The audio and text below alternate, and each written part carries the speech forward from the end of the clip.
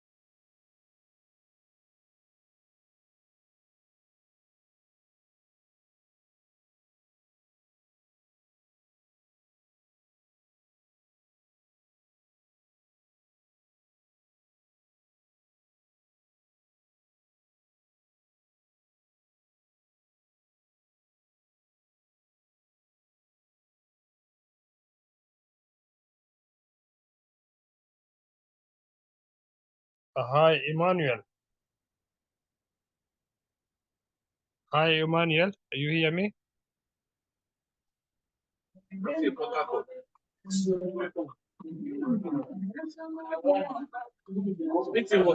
I can hear you. I can hear you.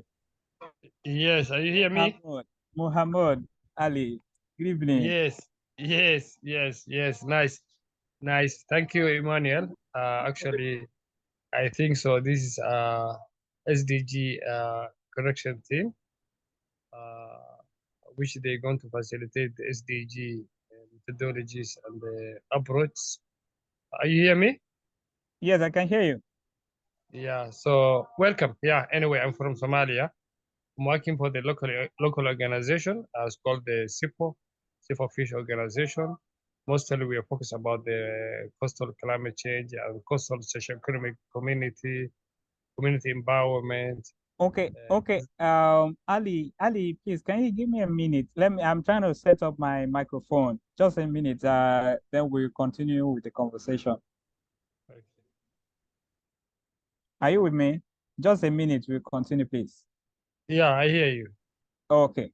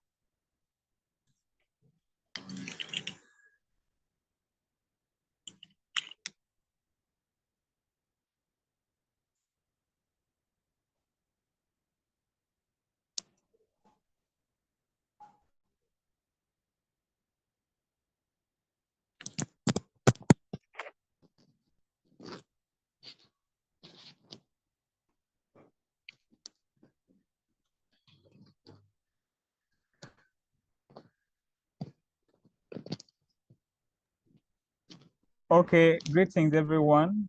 Greetings. I can see uh, Muhammad Ali.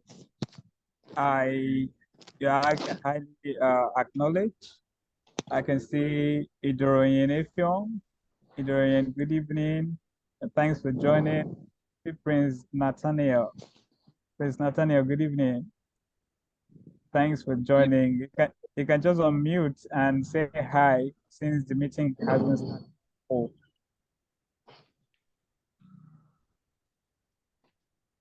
I can see Lamidi Sahid. Good evening, Lamidi. Please, I hope I'm loud enough. Good eve- good evening. Good evening. Yes, good evening, Lamidi. How are you doing? Yes, I'm thanks. fine. Thank you. Thanks for joining us. Where are you joining from, please? I'm joining from Ilan of Osun State. Okay, Ogun State, Nigeria, right? Osun State. Okay, Ocean State. Okay, Ocean State. I got that right now. Thanks for joining us. Thank So, you. Mr. Dorian Effiong, can you say hi? Just unmute and say hi to us. Good evening, everyone. Yes, good evening. Okay, sorry, it's Idolede Young. I'm in a noisy place a bit, so when I go out, I'll be able to talk more. Okay, it's okay. Good to have you. Good to have Muhammad Ali once more. Muhammad, welcome once again, and thanks for joining us from Somalia. Yes, Emmanuel, thank you very much. And I will greet all our colleagues in the platforms. Actually, yeah, very nice. Let me, waiting for your side, for your moderators, our SDGs. We can streamline into the other sectoral approach, other connectivity with sectoral support, with SDG components, etc., etc. Yeah. So I don't want to jump before, but I've left you that. So yeah, have a nice evening and welcome all of you. Thank you very much. Thank you very much. So while I'm going to still come back to you for our conversation. We're actually talking before others join. So Prince Nathaniel, good evening and thanks for joining. Can you say hi to us? My leader, I celebrate you and I celebrate everyone greatly. I celebrate you too. Happy to meet once again, leader. Thank you very much. Thanks for joining. Thanks for joining. It's going to be is a very promising session today. And I hope my background is not really noisy because I'm outside. No, it's not noisy. Okay. Thank you. So back to you, Muhammad Ali. We were having a conversation at hand.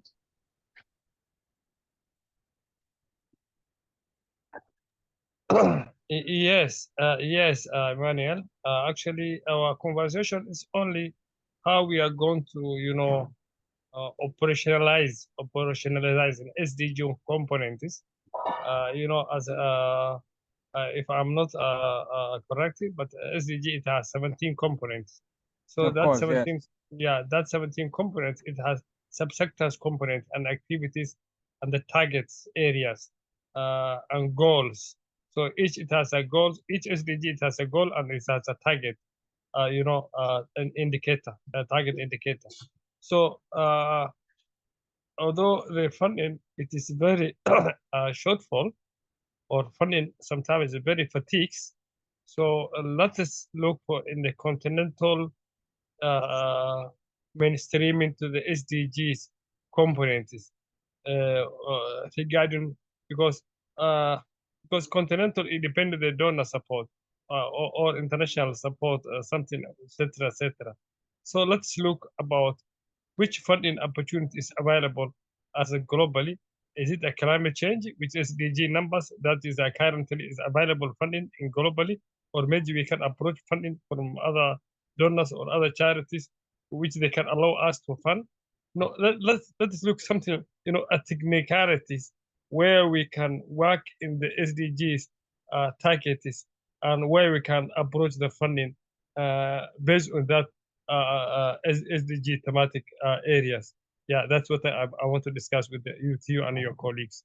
Thank you.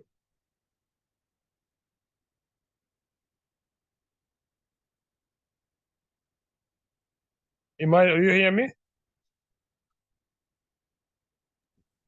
Yes, yes, yes. I heard you clearly. That's a very brilliant opinion. Actually, um, we're working towards that. We're just seeing how we can, establish collaborations here and there, and then see how to really advance the efforts, the SDG efforts across Africa. So I think the phase that we are going into, the SDG Impact Challenge phase that we are going into, is one of the sections in the program that we are trying to see how we can bring in partners, bring in collaborators from within Africa, within and outside of Africa to, just see how we can establish collaborations, get support, to get funding for the participants who are going to be taking up actions and, just to make some seamless effort by interested participants who are willing to do, really take action. Because just like you said, funding, especially within Africa, has not really been visible. So we are just seeing how we can, go across the board to bring in organizations that are going to really uh, take up the funding and facilitate in many major areas within the SD sector. So let's just see what we are going to be achieving within the impact phase. Okay, I hope you can hear me clearly. Yes, yes, Emmanuel, loud and clear. Oh. Yeah, we know, Okay, we know in Africa, okay. we know in Africa we have challenges in the SDG implementation. Operationalize it in the field level. And that is, sometimes our policies, it will be having a good guide, but again, it's enforcement. For example, in some other countries, when we're talking about the biodiversity conservation, the biodiversity conservation, it is something, sometimes it is a plant which we need to conserve, and sometimes it's an animal which we need for endangered species, which in line with the IUCN, the red list species, wherever it is terrestrials or aquatics animal, etc., etc. So, you know, tonight we want to think about how we are going to operationalize in SDG in Africa, and how is it possible? Or is it this African Development Bank they can help us? Is it African Union? Maybe we can put something that they can, given some support for African Union. Is it this we are going to commercialize in African Commission level, to given the SDG position as African continent it has, like other commission department, the African Union they has. So all that things, let's be realistic and think about how the SDG they can be operationalized in the continental level, not only for talking or discuss. Let us start a tangible action, then submit to the African Union, African Development Bank, the country program directors, Minister of Planning, national development plan. Each country it have a national development plan. For example, our Somalia, we have a national transformational plan, NTB, national transformation plan. We're not reaching the stage of development. We just a transformation for every sector. We want to do something to transform. So, given that scope initially, let's think about the realistic things, and let's go to produce something tangible with African content regarding to the SDG connectivity. Thank you. Thank you very much. I mean, I must celebrate that opinion of yours. It's really thinking outside the box and seeing, ways of how to really institutionalize the SDG framework in Africa. So that's massive from you, and I must give it up to you. That's really beautiful. So this is what I think, because you see, for that very discussion to pull through, it requires a lot of effort, a lot of follow-up information, and a stakeholder involvement. So I suggest we can take up this conversation, and then maybe some other time after the webinar we can have a follow-up conversation and see what we can come up together. You can we can connect. You can get my email or my social media platform or my WhatsApp number, and then we can have a conversation about this. It's really beautiful. That's if you don't mind. Thank Okay. you. Thank you. Okay. So which one works? Is it a WhatsApp number? Can we talk on WhatsApp or uh, any of the social media platforms? Yeah, WhatsApp. Yeah, WhatsApp is okay. Okay. So I am dropping my WhatsApp number privately to you. Okay. Let me make it up. Dropping my WhatsApp number to you right away. So just check the comments section. See my WhatsApp number. Let's see.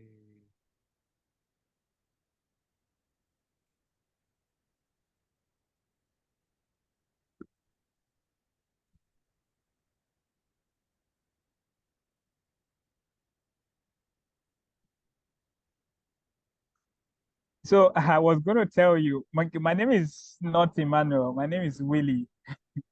I'm Okay. Willie. Yes, Willie Apan, not Emmanuel. Okay. Yeah. Okay. Okay. Okay, So really. Okay. yes. So is there?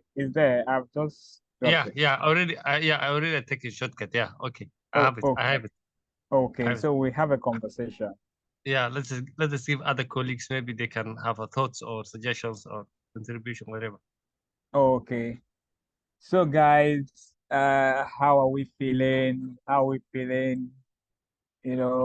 Personally about the SDGs. What do you think? What do you have? Do you have a thought? Do you have anything you want to share with us before we uh the session is commencing in full in the next couple of minutes, about 9 minutes from now, we will be starting the session. And I know a lot of other participants will be jumping into the session and we may not have the time to really engage and interact anymore. So if you have anything to just share with us, anything personal or regarding the SDGs, we can talk about it while we wait for others to join in.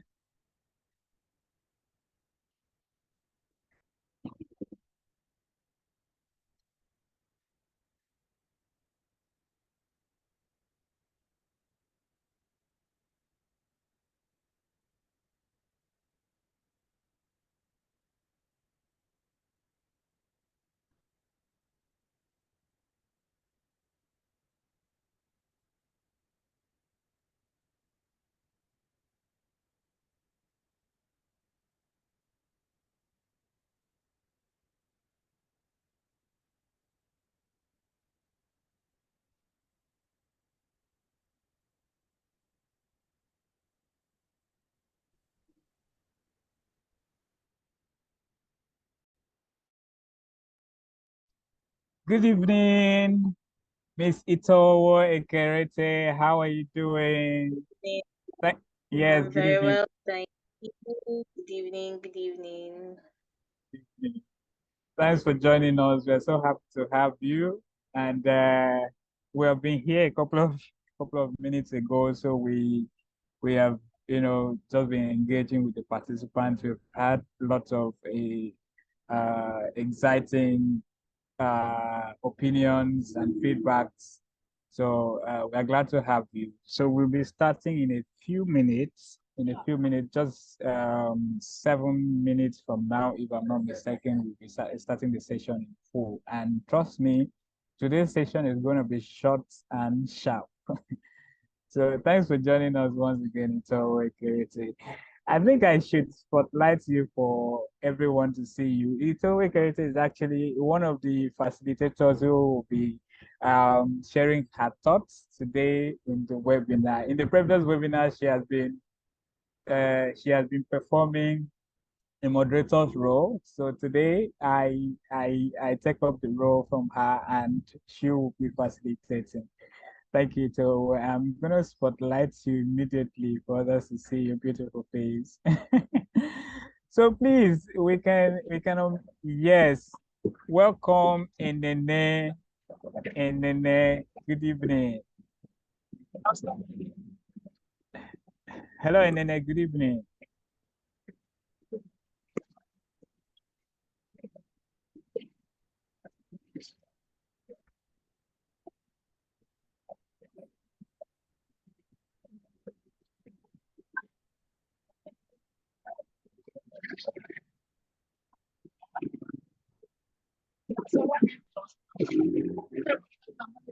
So Enene, can you hear me? Good evening. Welcome to the session. Thanks for joining. Oh, I guess she's not getting me. So Enene, please, if you can hear me, you can mute your mic while you're hoping to settle down.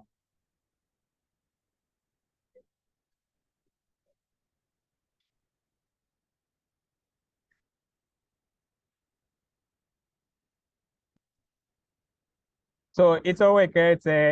You're now spotlighted. I hope you know. Thank you, sir, for showing me to the whole world. Good evening, everyone. It's a pleasure to be on the other end of the mic today, and I'm looking forward to the session. I trust it's going to be impactful, and let's wait and see. Should be interesting.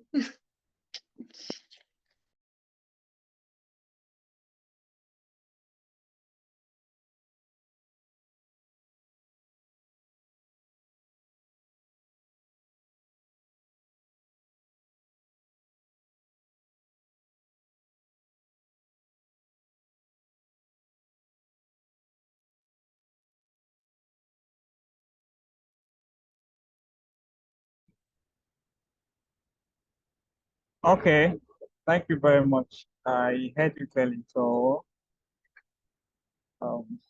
just a few minutes left. We have 4 minutes to go. Hopefully other participants are going to join in from 6 p.m. So let's hold on and wait for them to join in, please. But for now, if you have any thought to share with us, you can unmute and share your thoughts, share your opinions, give your feedbacks, and let's just connect.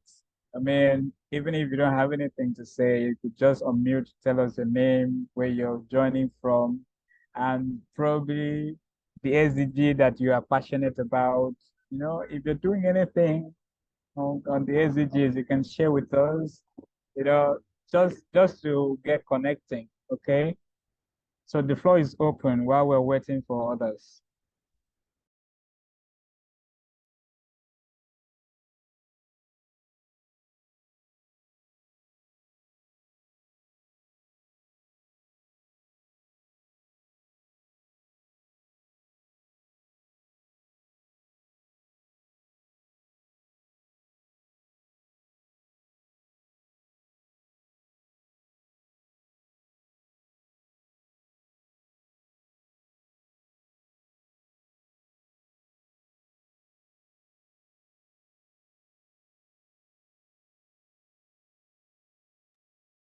Hi, Willie.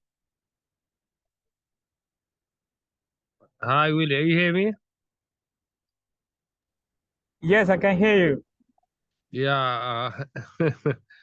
Yeah, the SDG that you are favorite or you're interested or component. I'm interested in SDG 14.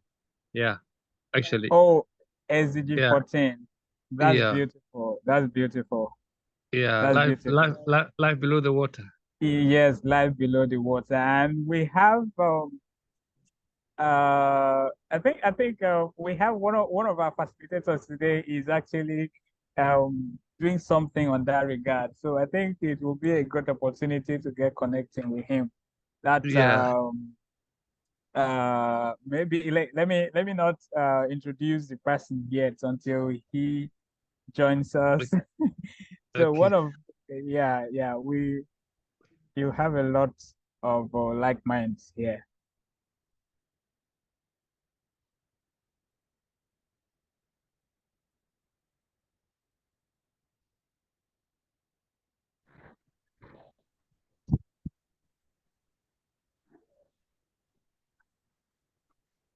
Hello, Miss Joy. Miss Joy, Michael, thanks for joining. Thank you. Good evening, Uncle Will. Yes, thanks. I believe you're joining from the FCT, right? Yeah, from FCT, live and direct from FCT. You're welcome to the session here. Thank you so much. Yes. Mr. David Umana, thanks for joining. Good evening. Hello, Willie. Good evening to you. Yeah, yes, good evening. How are you doing, sir? I'm doing very well. I'm Oh, sorry thanks for us, which is not very optimum at the moment. I'm trying to get it fixed. So anytime from now, I can get some better lighting. I wish that this makes do. Oh, okay. It's all right. It's all right. It's all right. So, David just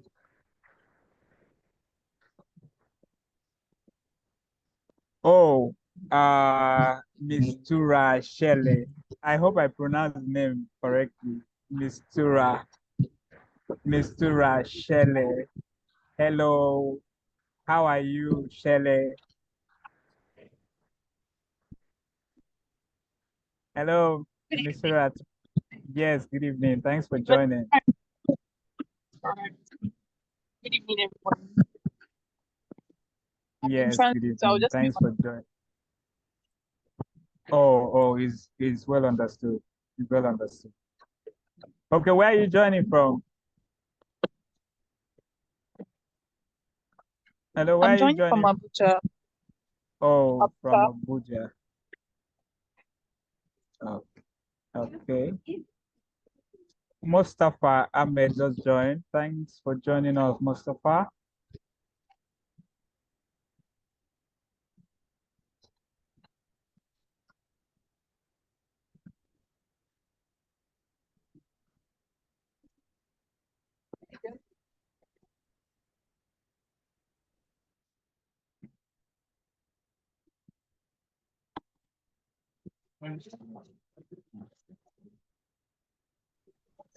Thank you. Good evening, all. Mustafa Ahmad Muhammad from Sokoto. Oh, thank you, Ahmed. Thank you, Mustafa. Thanks for joining us from Sokoto. It's 6 p.m. Nigerian time already, and we would be going into the session fully. But then again, let's just give David Omana some time to organize his lighting. David Omana is one of the facilitators who would be sharing his thoughts in this webinar. So once more, welcome on board, Mr. David Omana. I'm going to be spotlighting you on the screen, please, if you don't mind, sir. If you give me, well, once you give me the go ahead, I will do that. Sorry, I didn't get you, Willie. Yes, I said I was introducing you to the house and letting everyone to know that you are one of the facilitators who will be sharing thoughts with us this evening. So welcoming you once more. All right. So thank you very much, everyone. My name is David Umana, as Willie has said. And I'm really big into sustainability because I've had a lot of experience in the sustainability ecosystem. I'm a trained marine engineer, so that's my profession, and that makes me to align more with SDG 14, that's life below water. I'm also the representative of IC here in Nigeria. IC is an organization that's fighting maritime pollution globally. So it's real nice to be here. Myself and Willie, we've collaborated on a whole lot of things together. So it's so nice to have everyone here.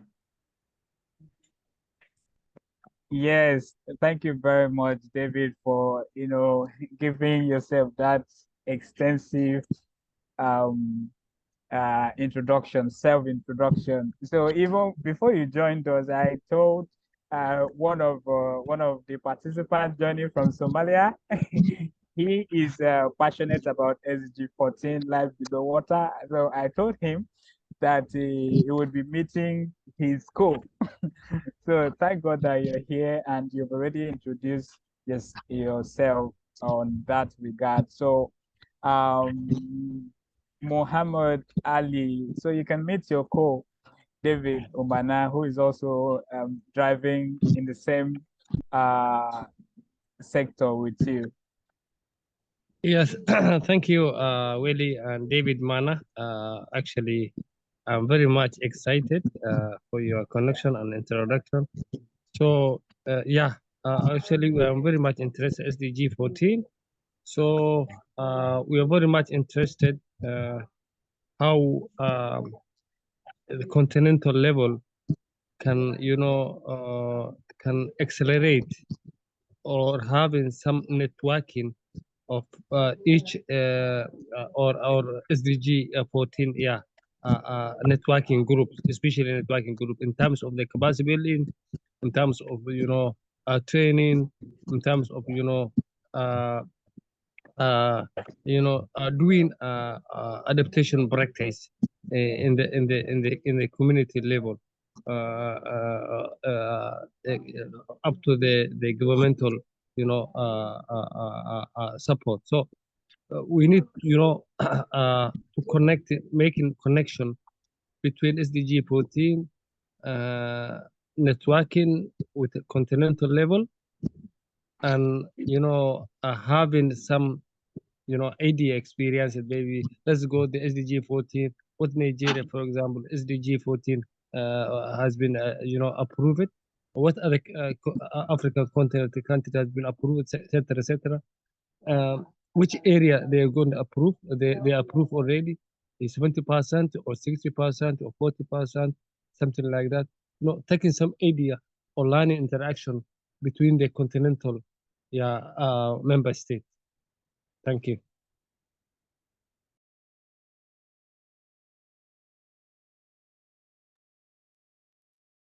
Thank you very much, Ali. That's a beautiful one. I mean, you've always been really engaging with this stuff, and I really love it.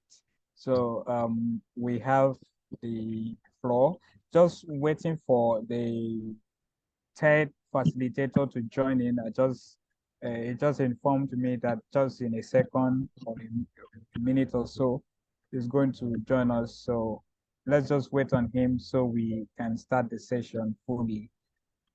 Please, while we wait, the floor is open. You can unmute and speak. Tell us your name, where you're joining from, what aspect of the SDGs that you're driving, your passion for the SDGs, anything you're doing, you can share with us. Just something to get us going till we have the third facilitator, and then we kick the session starting. The session is going to be short and sharp. So it is an opportunity of course, this is SDG Connect. So we connect for the Sustainable Development Goals. So you can share your contacts, share your social media links. We can follow you and then see what you're doing. Just get connecting. That's what we do here. So, right, Willie, can I go first? Okay. All right. It's a pleasure meeting you, Ali. I'm a fellow who is interested in SDG 14, just as I am. But I think myself, I'm really inclined to SDG 14 due to my profession. As a marine engineer, I get to see in real time the extent of pollution that the oceans are experiencing, that the ocean is experiencing actually, you know. And then when you are in this kind of close proximity to the problem itself, then it's really like a wake-up call in its own. So it's really a pleasure getting to meet you, and then getting to know that we also we share this goal and objective. You said something about getting some networking groups and teams. Yes, that's something that we can work on, because at the continental level, I don't think that this is a very big thing at the continental level. In fact, of all of the SDGs, I think it is SDG 14 that receives one of the least engagement to initiatives from that very aspect. That's something that we could work on, and that's one of the reasons why we are here, you know, in forums like this, in fora like this, actually. So I think that's something that we can work on. I'm going to drop my LinkedIn so we can get to connect. And yeah, I think that's about it.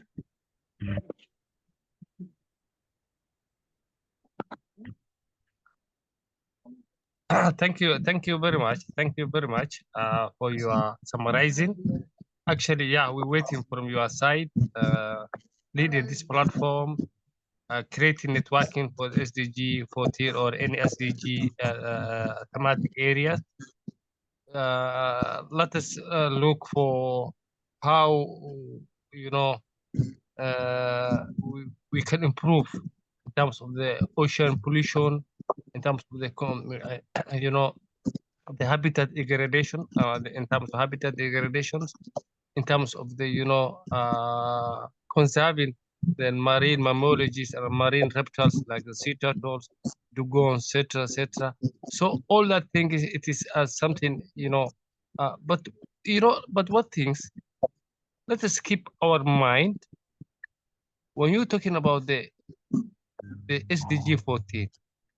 Actually, mostly Africa now, our continental they focus on some the program is called the blue economy. So when you're talking about the blue economy, what is the foundation? Every house, it has a foundation. You have to lay the foundation when when you build the house. So the foundation of the blue economy is to preserve the ecosystem, marine ecosystem, seagrass, mangrove, coral reef, you know, mapping for the, you know, other critical habitat, sand dunes around the areas, lagoons, all that areas. It is something that is a foundation of the blue economy. Blue, but when you talk about the blue economy in the fishery sector, yeah, blue economy is a coruscating. Sorry, it's a coruscating, is oil, maritime, etc. But when you're talking about the fishery sectors, or you want to make this fishery livelihood to be sustained, or we can improve the fishery productive, you have to be conserve or protect the ecosystems of marines. That is the most fundamental SDG, some target or thematic areas in the blue. Thank you.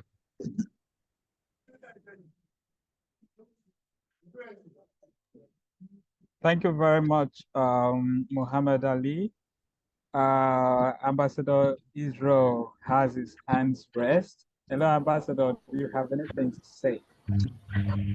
Okay. Yeah. Thank you so much. Am I audible? Yeah. Can you confirm? Yes, you can go ahead. Okay, yes, great. you can go ahead. I can hear you. Right. Okay, great. I'm Ambassador Israel Arogunlo. I'm from Nigeria. I am a SDG advocate. I'm the certified SDG advocate with Sustainable Development Network here in Nigeria. And I'm passionate about all the SDGs, but with keen focus on SDG 4, that's quality education. And I think quality education is very crucial, you know, because without education, you agree with me that there will be what we call low awareness. So it's important that you know, we use education to create awareness about why people need to take global action as to address the problems that, you know, we face with here in the environmental, sector. And as a journalist, I think I'm so passionate when it comes to environmental reporting to see how we can address some of these climate change and other problem that's associated with the ocean. Importantly, I think SDG 4 it's really crucial because if you check the statistics of I don't know, the mic is disrupting me. Someone is unmuted. Okay, great. Thank you so much. So when it comes to environmental literacy, I think education helps to filter. I'm distracted, please. I don't know whose mic is on. It's distracting me. Okay, thank you. So education, help to foster environmental awareness and also encouraging responsible behavior and informed, decision making is very important. And I think I was really inspired, by the theme of this webinar, and that what attracted me to, join the conversation. Localizing the global goals. I think it's more important, especially for we in the, in developing countries. For example, African continent is important that we localize the global goals, because our people, when it comes to literacy, they are still very far behind. So there's need for you to localize the goal to the language that they will understand, and that's why we need to take action irrespective of our location or wherever we are to ensure that they get these things. And on my own part, I think I did a project being sponsored by the Nigerian SDG network. That was last 2 months. It's called All a School Project. So what was that project all about? Is to sensitize secondary school students from age 12 to maybe 18, 20 thereabout, so that they can become agents of global change. Is important that we catch them young. That's the catchphrase. Because if you allow these champs to grow up, some become hooligans, to the society. So it's important that we engage them, at this tender age, so that when they get to a certain age, they can be able to take initiatives and responsibility on their own. And it was really effective because we're able to set up, a SDG club, first of its kind, in the history of the country, because we want to create that awareness among your people, and that's very important. So I'm glad we're having this conversation, and I think from here I'm going to take it up to ensure that it gets to the ruralites that also need it most. Thank you.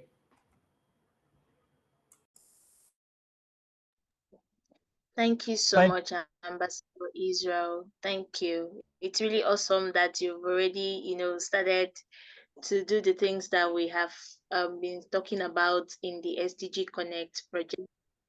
So it's awesome to see that you've started a project, you've taken an initiative, and that's really awesome. We look forward to probably collaborating, or at least members of the Reactivate Africa community collaborating with you on the next edition, and we'll see how far we can take it. Well done, sir.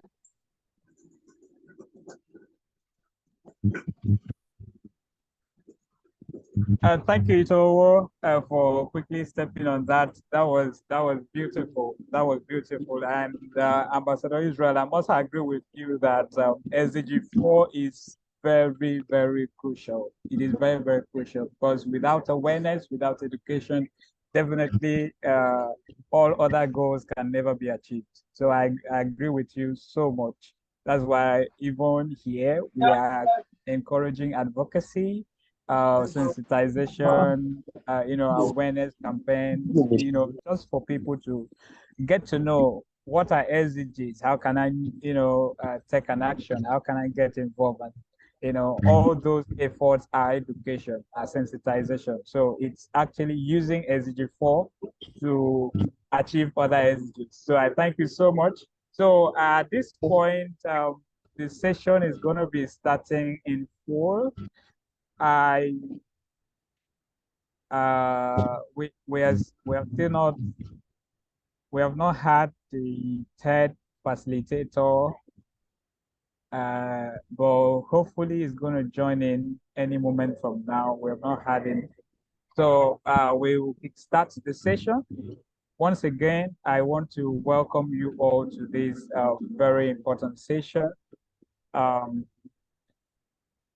This is the third edition of the SDG Connect webinar series. And this series is particularly dedicated to briefing us and giving us idea what you must have heard about SDG Impact Challenge here and there in our subsequent sessions and in our. So this session is going to really dig deeper and tell us what is expected and what is the SDG Impact Challenge all about in itself. What are the concepts behind it, and then tell us about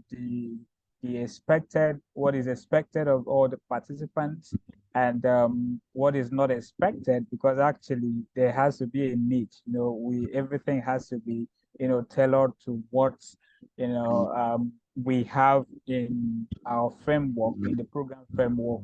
So this session is going to address all these concerns. It's going to answer questions and give us room to just align ourselves on the same page. So that is why we've had project management professionals,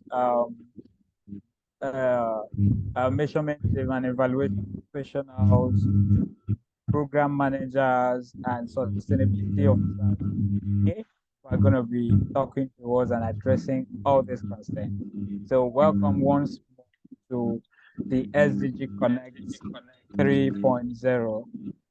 And at this point, I would like to invite the facilitators. Like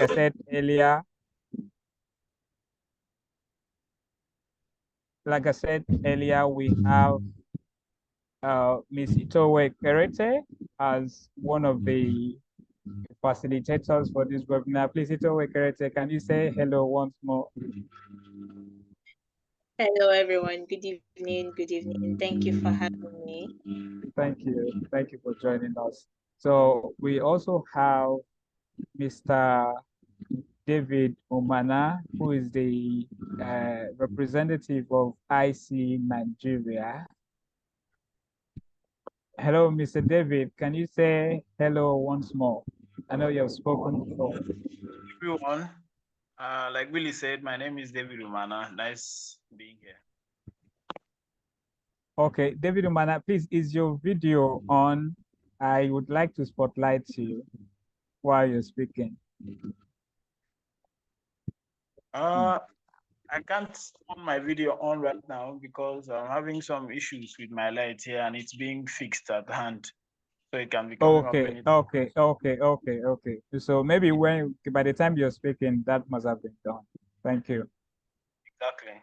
Yeah. Okay, so I forgot to introduce Itowe Kerete rightly. Itowe is the project manager with Asakov Global Nigeria Limited. She has been handling a lot of projects, sustainability projects within SDG 7, which is clean energy, affordable and clean energy. She is, doing a lot in terms of ICT, in terms of renewables, and project management generally. So Itowe Kerete is one asset that we have today.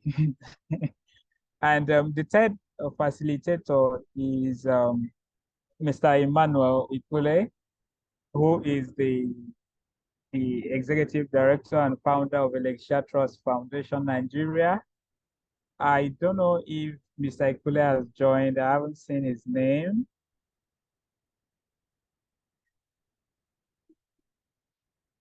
I haven't seen. He's on the call. He's here. He's on the call. Yes. Welcome, Mr. Emmanuel. I'm so sorry, I didn't see you. I didn't notice.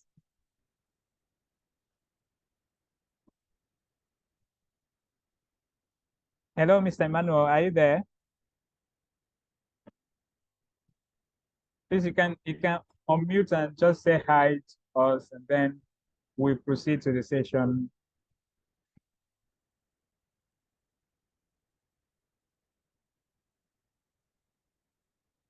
Okay, I think I guess he's still dealing with the setup.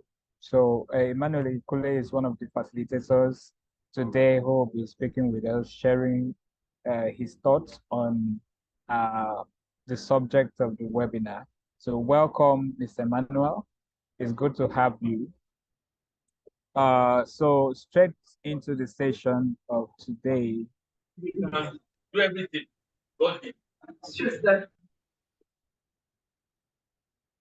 Straight into the session of today, please. I guess today we would be starting with it all first. So we have, like I said, the objective of this webinar is simple.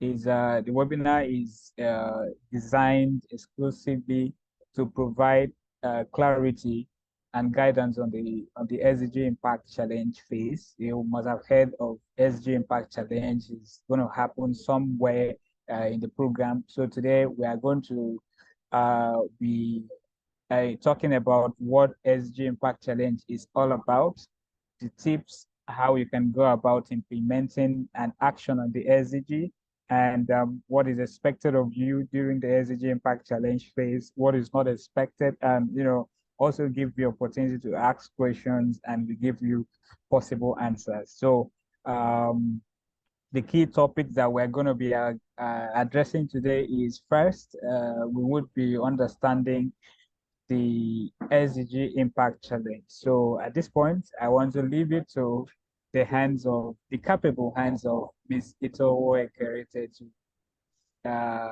portrays on what the SDG Impact Challenge is all about. Ito, the floor is yours. Thank you so much, Mr. Willie. Good evening, everyone, again. And it's such a pleasure to be on this other end of the conversation. Usually, I'm always on Mr. Willie's end. So this is a good change. If you've been following the SDG Connect project, you must have heard us speak about the SDG Impact Challenge a couple of times. And I'm just going to throw a little bit more light on that. So the SDG Impact Challenge is the mini project that Reactivate Africa has created to allow every participant of SDG Connect to implement all that they have learned.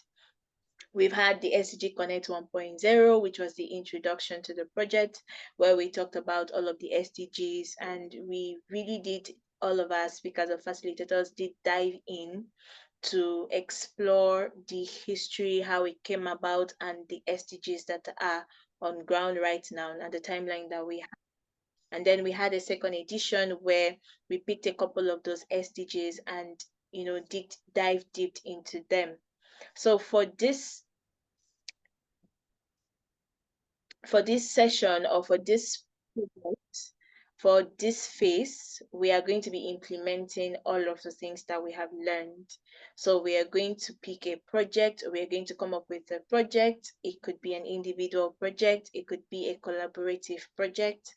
You could collaborate with people in your community or people in the Reactivate Africa community, and come and do a project that is focused on one or more of the SDGs that we have spoken about, that we've talked about. The real essence of this is not just to be all talk, but of course to take actions on all of the things that we have learned, to take actions on all of the things that we've heard about, to implement these SDGs, to do our own part to get us closer to meeting these goals. As we already know, there are 17 SDGs. We are at liberty to pick one or two or more. The only caveat is whatever you are picking to do has to be conclusive in a 1 month period. So that's really the summary of the SDG Impact Challenge, is to come up with a project that will impact the SDGs in a sustainable way, in a scalable way, in such a way that it can be replicated in the long run, and it will continue to add on, drawing us closer to the realization of these SDG goals. So this is where I would drop the mic. If we have any questions already as regards what I have touched on, this is a good time to go ahead and ask them. I would allow my co-speakers to, do justice to the other parts of this conversation. Thank you, Mr. Willie.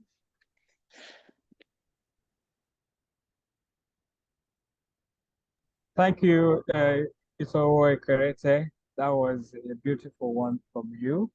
So I don't know if Mr. Emmanuel Ikule has any addition to this. My boss, Mr. Emmanuel.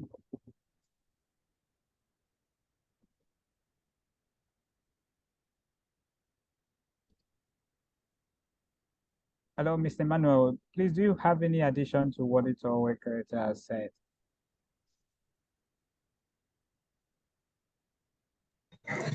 Hello, everyone. My name is Emmanuel.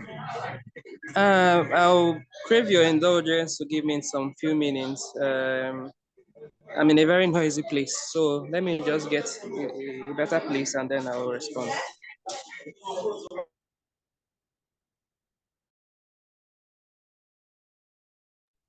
Thank you very much, sir, Mr. Ikule.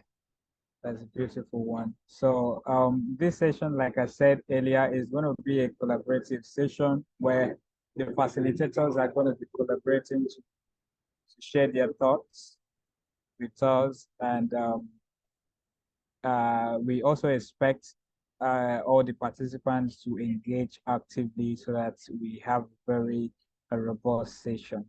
So moving forward, we have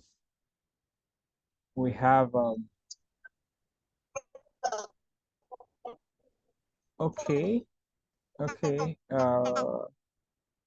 This topic is supposed to be handled by, just a minute, please.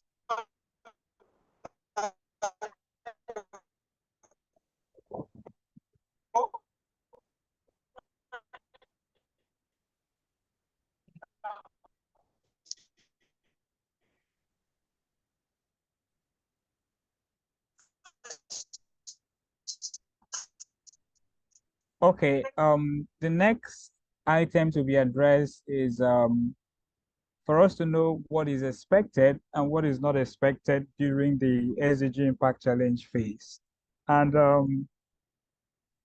from our arrangements, Mr. Emmanuel is supposed to handle this session. I don't know if he has settled, but if he has not settled, I think we will move ahead. If Mr. Emmanuel hasn't settled, we move ahead with other topics. And okay, let me just do a little justice to this, because for us to move to the next item, it is expected that we, have a handy information of what is expected. So I am going to share with us. Just a moment, please.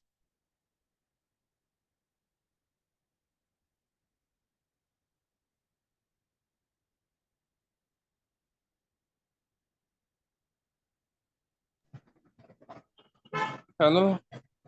Yes, sir. Okay, good evening. Thanks. Okay. Yeah. So, if it's okay, I can just manage my location and then go ahead. Yes, sir. You can go ahead, sir.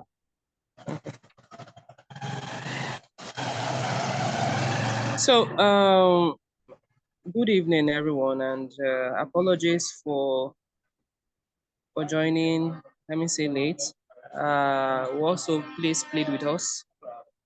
Based on how I'm also trying to get a better location, I may not also be able to on my camera, but I guess we are all hearing my voice. Very well, sir. Okay. So SDG Connect, it's more of a platform that gives, for me, I look at it as a platform that gives us that opportunity to add value to our immediate society. So we all belong to communities, we all belong to different families, and we all belong or live in different zones. And in the respective places where we stay or live, there's something that can be done with or without funds. And most times when we keep hearing SDG goals, most times our mind is like, these things are things being practiced by other people, not things that are being practiced by everybody. But these are, things that can be possible and things that we can do in our respective places where we stay or we live. And for this challenge, it's expected that for people that have started or for people that wish to also start or continue, we look at a program or a project that can be done within little time, about months, within a month, and then also look at what can be achievable, what can be measurable. So for me, I'm trying to, or should I say, what was given to me to look at the common challenges, the common mistakes we do, and see how we can address those little challenges while we face in carrying out certain interventions in certain area.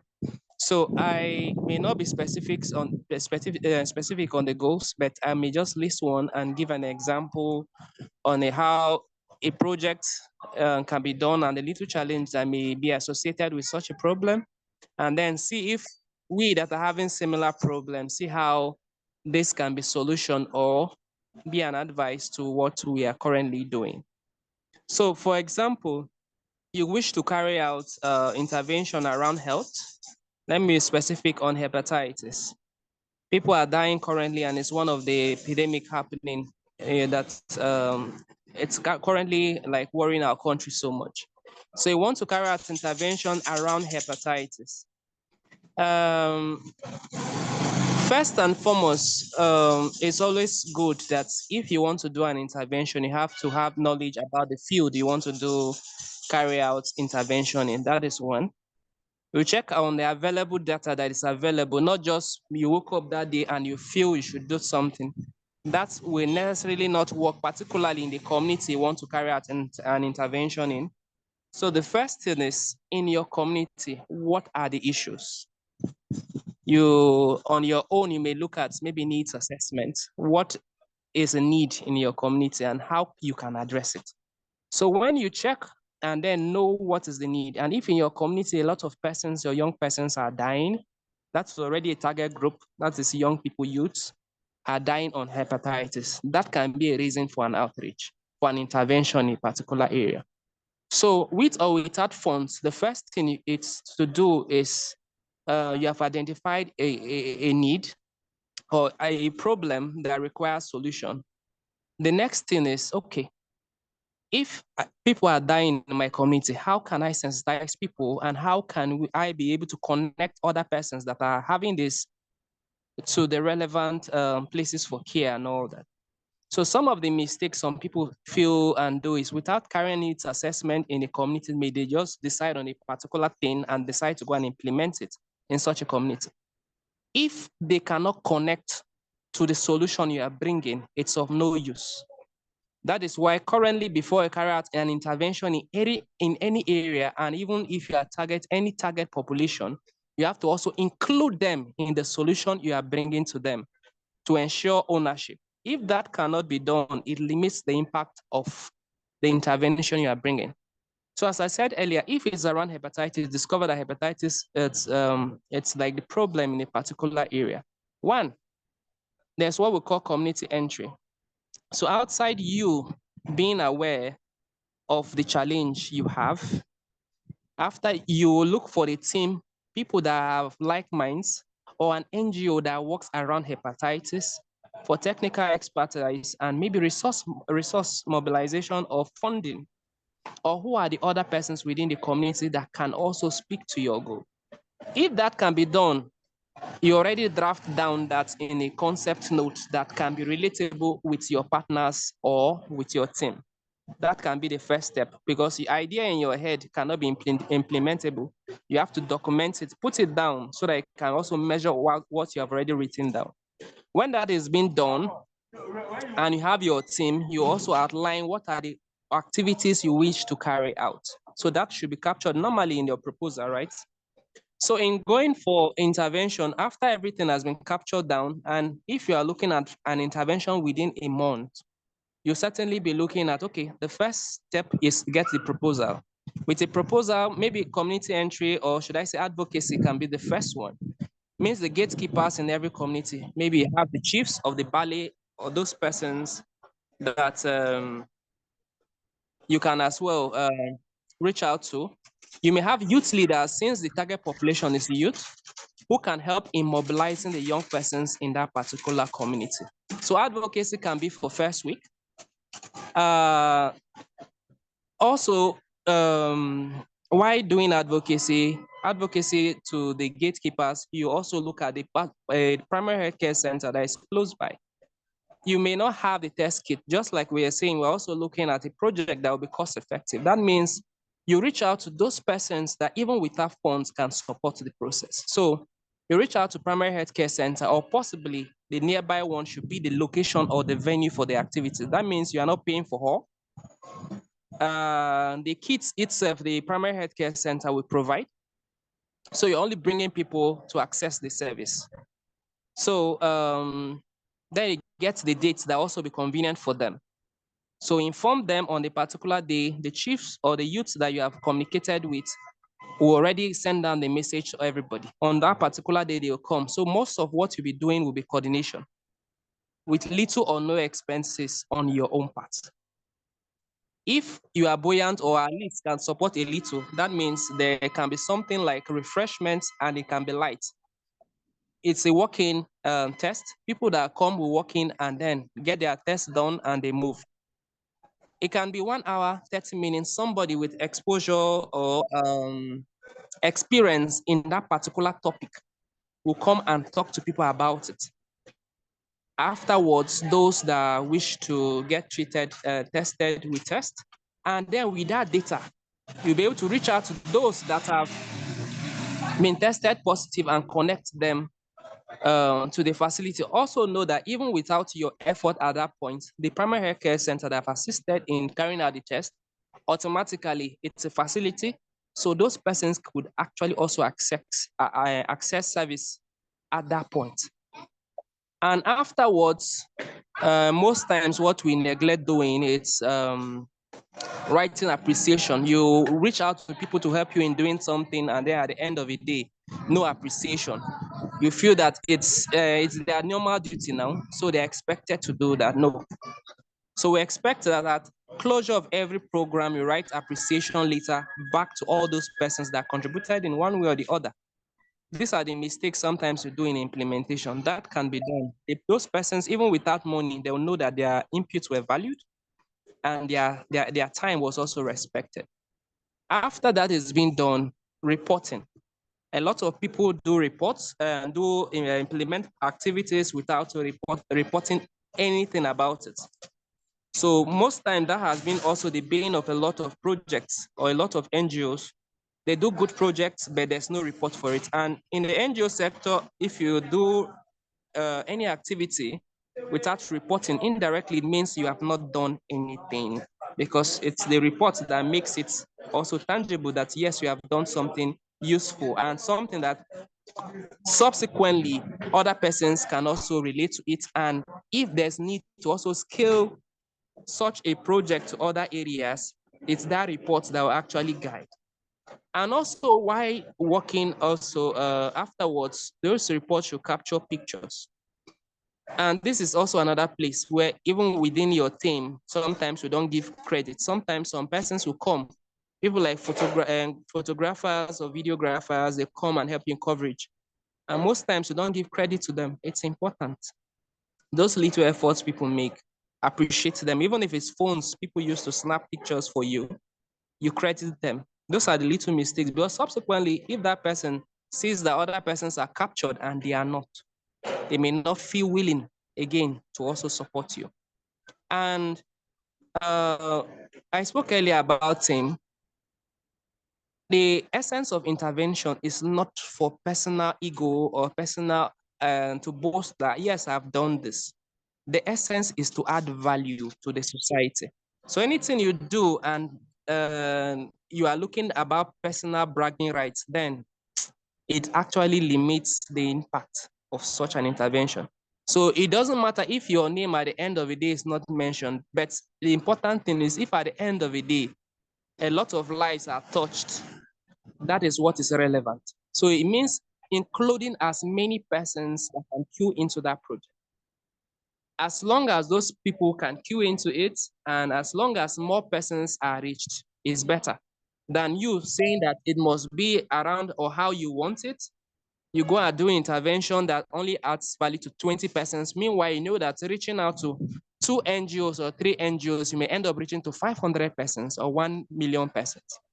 So don't limit intervention because you don't have. Partner with people with expertise. It can be technical. It can be based on funds. And sometimes also you can partner with media so that they report your program without even you spending. It's an achievement on their own because they are partners. So these are some of the mistakes sometimes we do in implementation. And also, when doing an activity that you know you are not good at earlier, you can also work with a more experienced hand, work with an NGO that works in similar sector, or reach out to people that you know can advise you in areas that will actually impact on positively on people, which is the main objective of such an intervention in the first place. So I gave an example on HIV, hepatitis intervention, but there can be also be numerous interventions that you can queue in within 30 days or less. So I gave example, it can also be formation of, in health sector, for example, it can also, I say health, in education sector, it can also be forming of clubs, smart clubs in schools. You are looking at the level of students the schools are producing and you feel they can do better. And you have also identified maybe the challenges students are having. Maybe they have a need for career guide. Maybe they need to be pace setters. Maybe they are not good in public speaking and all that. You can as well also have down everything before you do any intervention. It must be written in a concept form or in a proposal form that you can also share with other persons that can support such intervention. And then when that is done, you can also request for information, or should I say, inform maybe SUBEB or the particular agency coordinating that particular environment. But in planning solution, as I said earlier, if you are targeting a particular school, you can as well also plan such a project with that school principal, or the school principal will delegate somebody that will work with you in planning that particular intervention. So with that, you have topics that can be treated and the duration that can be treated. But just like we said, for this, we're looking at 30 days activity. So a club can be formed within 2 weeks, and then you train teachers in the school and maybe the head boy, the head girl, or the first group of persons that will volunteer to join the club on TOT, that training of trainers, where subsequently they can build the capacity of other persons. And with a manual, even if you are not there physically, something can still be done. And just as I said earlier, these things can be done with little or no funds. So let me rest my case here. I hope I'm not taking too much time. I'm trying to rush it, but if there are questions, I can also respond to it as well. Thank you. Thank you very much, Mr. Kule Emmanuel. That was a very beautiful overview that you gave. I really thank you, and I hope I'm not the only person learning from that very excerpt. So we're actually going to take questions, but we have a dedicated time for that. After the brief overviews by the facilitators, we are going to have the floor for questions. So, Mr. Wekerete, do you have anything to add to what Mr. Emmanuel has said? Do you have any addition? Not entirely. I believe that Mr. Emmanuel has done a good job covering all that is expected, and of course the things that is not expected. But I would just want to add this one other point. We don't expect that you submit a project report of a project that has already been executed, that was not done within the 1 month frame that we have given for this project, which is September really. It would defeat the essence of the entire impact project. So I would encourage us to please come up with not necessarily new projects. If you have done it before, you can always do it again. Please do not submit a report for a project that you had executed in February as your submission for this SDG Connect Impact project. So I think that's just the one caveat I would love to point out. That would be all on that. Thank you.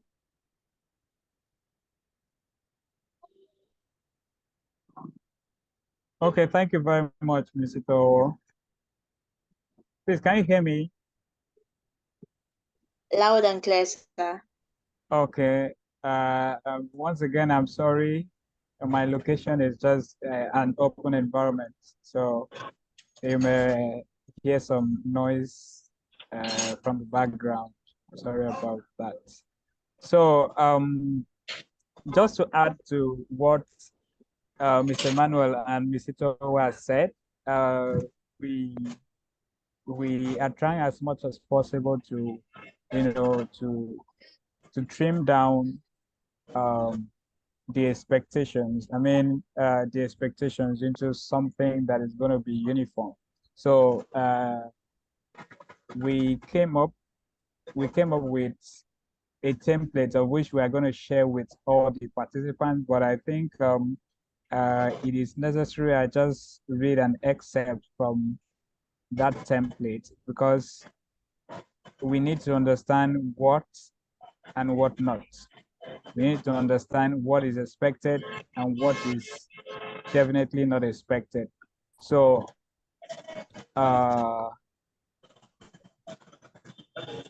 we have drafted a template that has themes that aligns with different areas of different goals of the SDGs, of which we know that definitely the projects or the activity that you are going to be proposing for the impact challenge will definitely have to align with those themes. So, for instance, let me just read theme 1 here that has to do with quality education. Let me read it. So the name of the theme is Quality Education SDG 4. The focus of the theme here is improving access to quality education for all, especially marginalized groups. So we have given suggested initiatives. Please, who is not muted? Who is not muted, please? Can you do us a favor? Kehinde, please help us to mute your mic, please.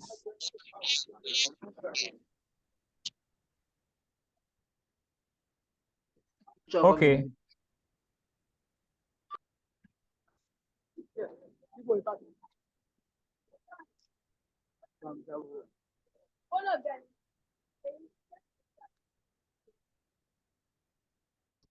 Please, Kehinde, help us to mute your mic.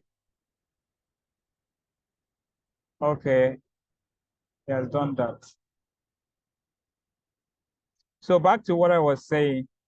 So we are trying to make sure that whatever you're going to be proposing for the SDG Impact Challenge is going to align with what we have, and it's not going to be, you're not going to come up with something that is out the scope. So take, for instance, goal 1 or theme 1 says quality education, SDG 4, that is improving access to quality education for all. Now, these are the suggested initiatives. I will go down to tell us what are the expectations and what we do not want. For instance, here, one of the suggested initiatives, an action that you can take is to organize a community-based reading club for children or any other relevant projects that are in line with SDG Goal 4, quality education. Another suggested initiative is to launch a campaign to raise awareness about the importance of girl education or any other relevant activity. You know, another one is volunteering to tutor underprivileged students in essential subjects such as mathematics, any essential, maybe volunteering to teach students or a group of persons about digital skills, if you know, if you have the skills. So, you know, it's just a volunteer activity. Another thing is another possible initiative is to, for participants may consider other education-related initiatives, such as organizing workshops or on digital literacy, just like I said, or providing school supplies to schools to children in need. So this is just for SDG 4. So each of the SDGs has their suggested initiatives, and such that you will follow. You shouldn't come up with maybe if you're passionate about SG4 and want your SDG Impact Challenge to be in line with SDG4, we do not expect you to come up with a conference of which is financial intensive. We do not expect you to come up with projects that are really, really difficult to implement. So I go down to the next theme. Theme 2 here says is on good health and well-being. We are going to share this document with everyone so that it guides you when you're proposing your initiative.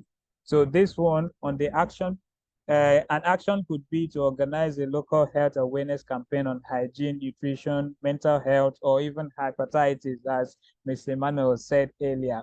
Another advocacy effort could be to advocate for better access to healthcare facilities in underserved areas. Volunteering initiative could be to volunteer at the local clinic or organize a free community health checkup day. Some simple stuff. You can participate, you can explore creating fitness programs, mental health support groups, initiatives to increase vaccination awareness. So these are the areas that we expect that you will be proposing in your initiative. So these are the proposal guidelines. I just want to be quick on this so that we give room for the next topic. So visibility of the project is important. So whatever you're coming up with, it has to be visible.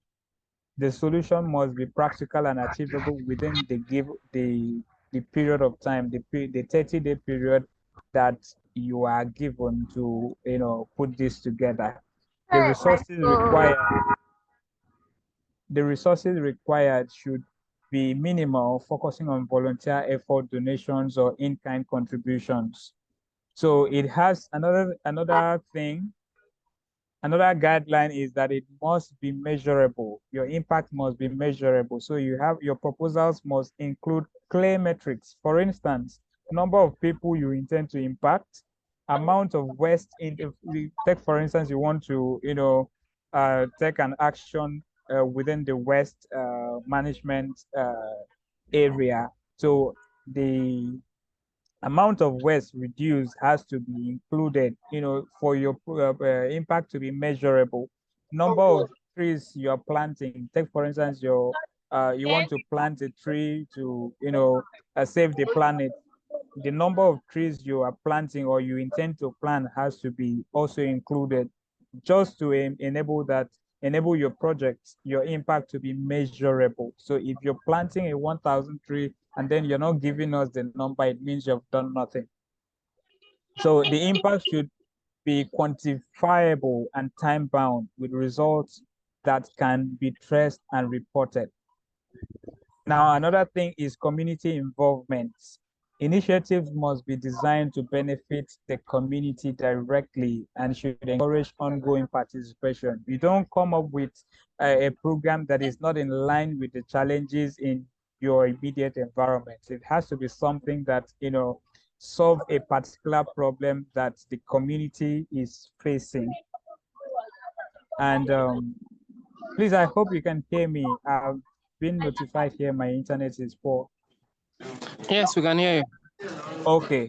So the next thing is sustainability. Your impact, your solution has to be sustainable. The proposed initiative should have the potential for sustainability beyond the initial implementation phase, such that if you're coming up with a campaign, with anything, it has to be something that there's possibility for you to do it again and again, or some other person to take it up and, continue doing it. And documentation, finally, all projects must be documented with pictures and video evidence. This is what truly tells us that, oh, you have done this thing that you said you did. So documentation should clearly show the before and after impacts of the initiative. Now, have audacity on the road to be respectful. Hold on. The person talking should give a mute hand. her mic. So what not to propose?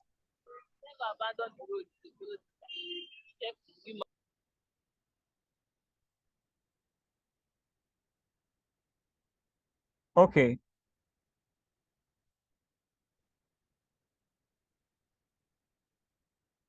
Okay, so this is what you must not propose.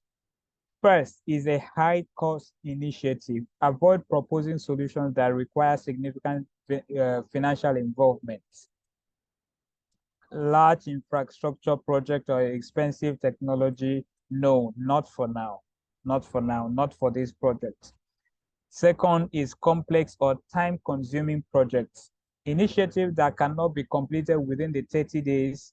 We have maximum of 30 days and minimum of 24 hours. So any initiative you cannot complete within the time frame provided should be avoided.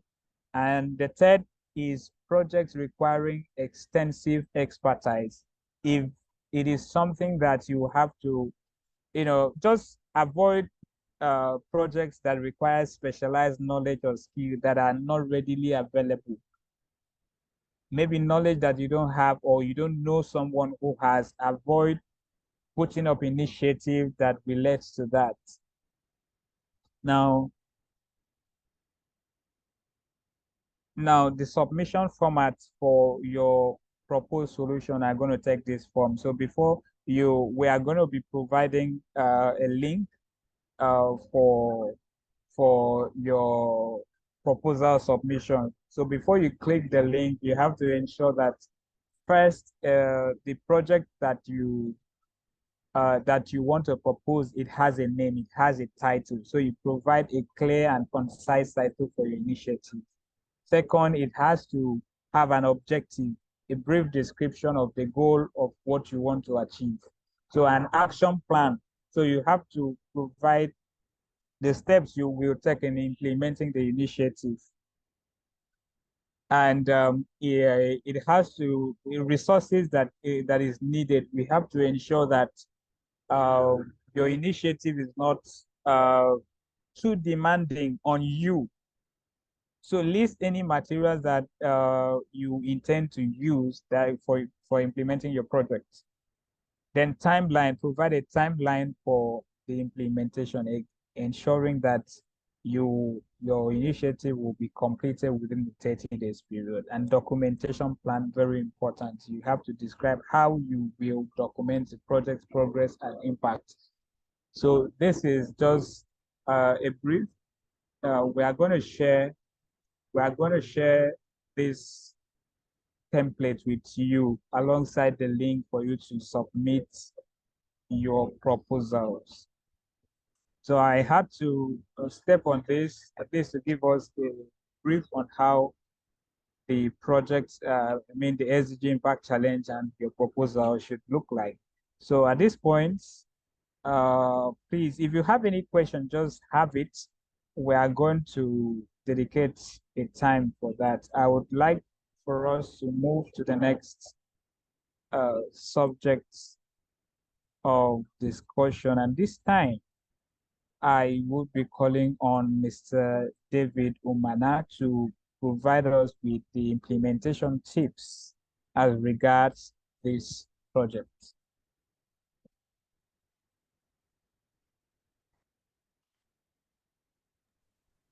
Hello, Mr. David. Yes, Willie, I'm with you. Yeah. Okay. So thank you very much. Okay. Thank you very much for letting me have the floor again. Actually, a lot has been said already by yourself, by Mr. Kule, and by the other co-host, Mr. Towo, right? A lot has been said regarding implementation and the kinds of projects that can come up with as per the scope of this initiative. But then what I would love to add is that when you are coming up with projects, they should be actually very efficient. Efficient in what sense? You should be able to use considerable amount of resources to get maximum impact felt. And for you to be able to do that, then you need to be very innovative, right?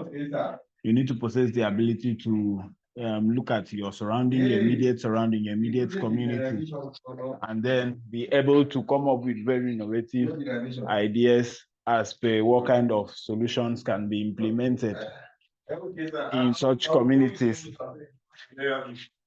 In such communities. So being innovative is actually a primary ingredient if you must be able to come up with very smart solutions as per this initiative.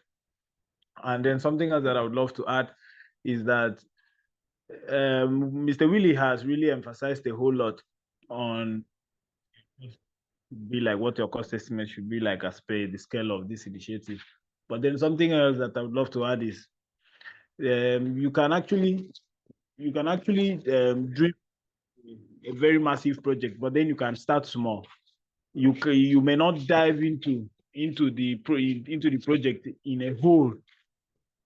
The project can be made up of smaller sub-projects that you can start with, and then you can start with these smaller projects that then culminate into a larger project, a project that is large scale. So in a bid to do this, you're still going to incur some financial expense, but then you can have those taken care of by leveraging volunteerism and partnerships with the private sector, as well as even the public sector and societies as well. You can leverage partnership with these kinds of organizations to raise funds to carry out these kinds of projects that you may have. And as per implementation, let me say that one key thing, which is also part of the SDGs, it's actually one of the SDGs, is partnerships. So when you are looking to implement this project, the partnership has to stand central. I think it was Mr. Emmanuel that said something about, you should work with another NGO, limelight, and then you go ahead and you do it yourself, and then you can't reach the number of, they can't reach the intended audience that you should have gotten if you had leveraged partnership. So that's something that we need to do. We need to understand that this is actually something that we are doing to touch society first and foremost. So that has to stand central. We have to leverage partnerships with the government, with the private sector, with the CSO, that's organizations. Partnership stands central. So a whole lot has been said by Mr. Manuel and Mr. Towo and Mr. Willie himself. So I don't want to really go far and in depth, but if there is any questions, any doubts, I would love to take them.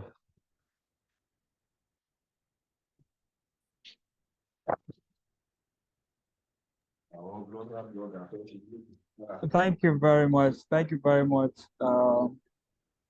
Mr. David. Please, I'm still sincerely apologizing for my background.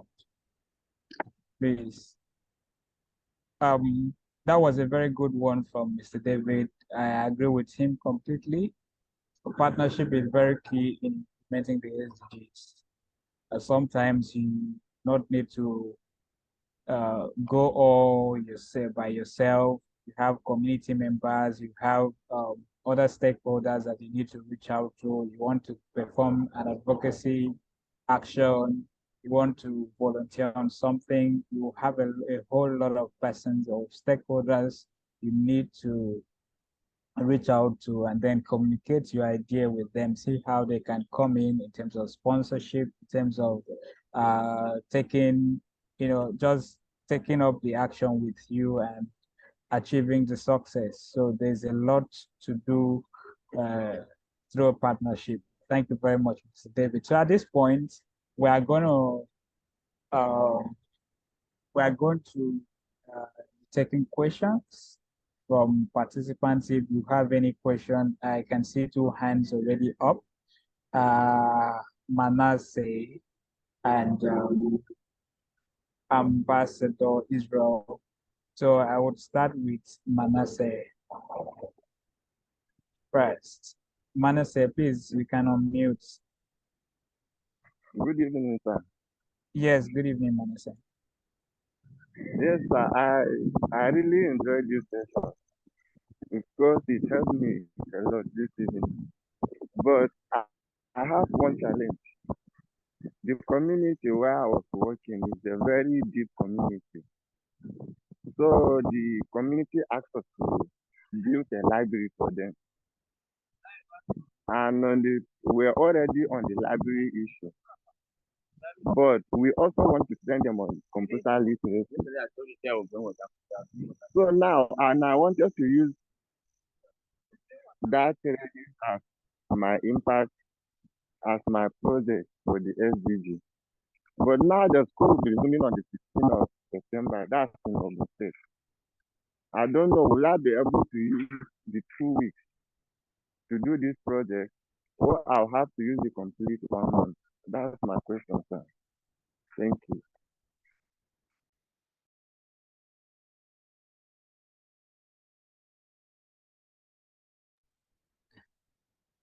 I would like to leave that question to my boss, Mr. Emmanuel Ikule, to respond. Okay.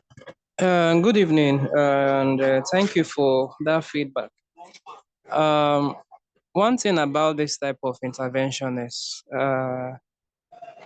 when you want to add value, don't limit yourself by location. If you have a team and your team is all on the same page, even in your absence, you can still guide them to go ahead and complete the intervention you started here. I didn't get the full explanation of the type of intervention, but if we had a team that you are working with and you started this intervention with, that means they can still go ahead with it and complete it. That is one. On the second side, the flip side is this. In the very location you are going, also, you can still go there and start the same thing and do similar thing there. And one funny thing is, sometimes in doing intervention, we may go there with just, it's just a small thing. I'm just doing a small thing. but you may be shocked that when you go into the field, the attention that small thing you have done will be able to give you, especially as a serving corper, or that becomes a project. And a lot of corpers get jobs from doing this simple humanitarian work, or these things we take it for granted. A lot of persons get jobs from it. A lot of persons get honored or supported to actually do it at the large scale. I know some persons, coppers that went to some states, and then they are staying there till date. The privileges they get, even in their own states, they cannot be able to quantify or be able to access such support. So I encourage that no matter the location where you are, you shouldn't limit the type of intervention you want to offer. So you can start at the same time. If you don't have, maybe you are just doing solo intervention in your location, and you feel it cannot be continued, I don't know, it's 2 weeks, you can still do something about it. Depends on how you want it, but that can be fast-tracked. So, and that is why the team also is available. RAF is also available to actually also support technical, give expertise, technical support and all that for your intervention. So as you are carrying out your intervention in your various locations, if you have challenge, reach out. We can give advice that will simplify some of these things. You are not supposed to just work on your own.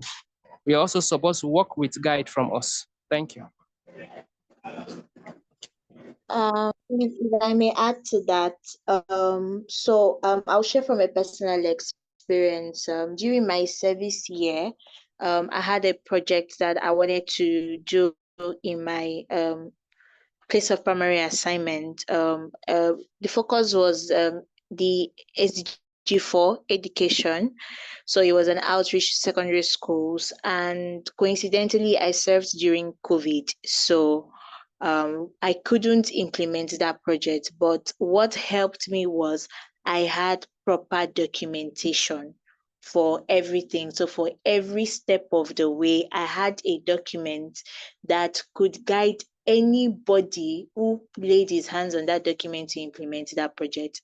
I finished serving in 2020, and in 2021, someone else picked up my project plan and implemented that project.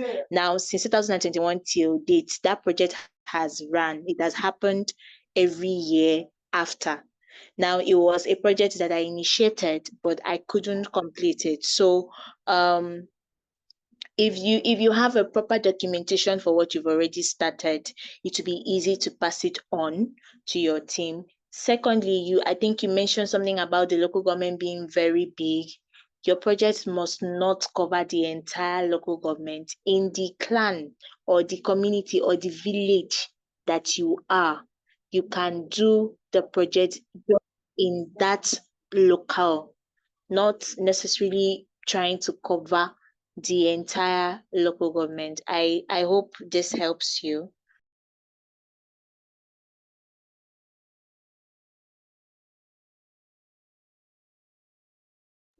Yes, that was a beautiful one. That was a beautiful one. So please, whoever asked that question, I can't remember the name. I can't remember. Oh yes, Manasseh. So Manasseh, please, you have to look at your project again, and then try to follow compare it with the template that we are going to share with you. If it aligns, it therefore means that your project is going to be accepted to be part of your SDG Impact Challenge. But if it is out of scope, it means you have to come up with something simpler, something that you can achieve within the period and within the resources that is handy to you. So thank you very much. We have Ambassador Israel. Your hand is up, please. You can unmute and speak. All right, thank you. Yes, I have 3-1 question. I'll be fast with it. The first is in a case where we have some time in terms of interventions like this, that some community might want to resist, the intervention due to, let's say, literacy level, or maybe some other cultural, factors, and you might not be able to, convince them enough. So I think I would want one of the facilitator to also advise in that area what an advocate can do, to gain entry into community for the advocacy. Then the second question is, what would be like the reward, or would I say remuneration, for advocates after the impact, project? Is there going to be any form of reward at most, or what will be the benefits, yes, for the advocates? Then the last question is, okay, and the last has to do with, are you still with me? Yes, yes, yes. Okay, good, good.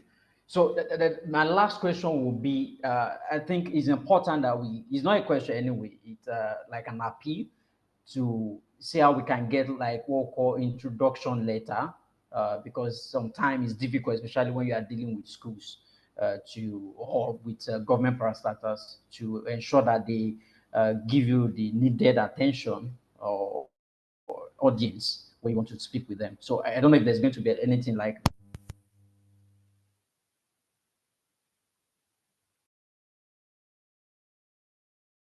Okay, thank you very much. Are you done, Israel? Are you done?